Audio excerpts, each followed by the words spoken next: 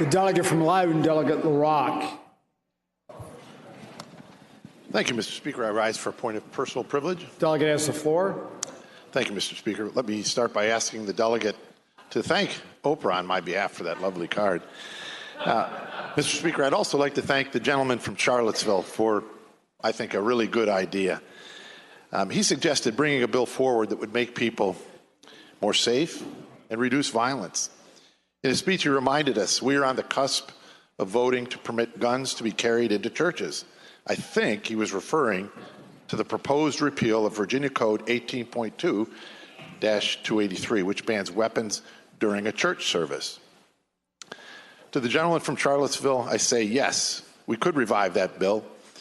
It is very much alive in the 2018 session, and would love to have your support. What would it change if the during service ban was lifted? This would give places of worship permission to form their own policies for during services. That's it.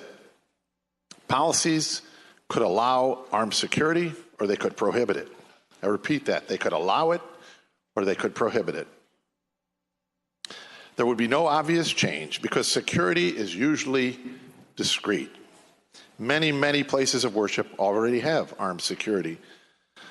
So if there's already armed security in places of worship, why change that?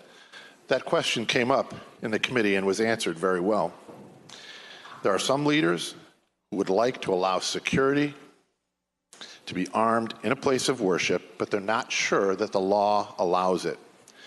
Mr. Speaker, we never want to leave here wondering if we could have helped prevent a tragedy, but instead did nothing.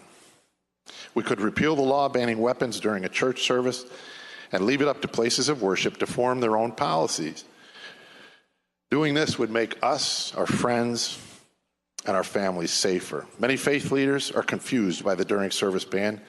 I really doubt this body would ever make that law a law that would tell faith leaders what they could or couldn't do in the way of security during a service. I don't think we would make that law. If we did, it would violate many fundamental rights. So the question is, will we repeal an outdated law? Two reasons that I think we should repeal that law, very briefly. One is the First Baptist Church in Sutherland Springs, Texas. They were not prepared to defend themselves. 26 innocent people died. That's a good reason to be prepared. The AME Church in Charleston, South Carolina, 9 dead. Many, many other similar stories. All good reasons to be prepared.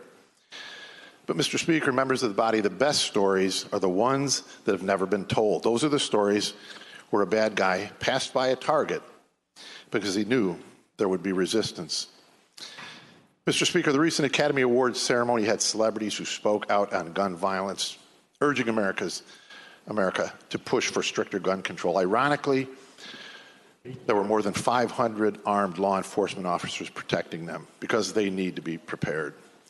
This reminds me of our governor who travels with his armed security, even to places of worship, because he needs to be prepared.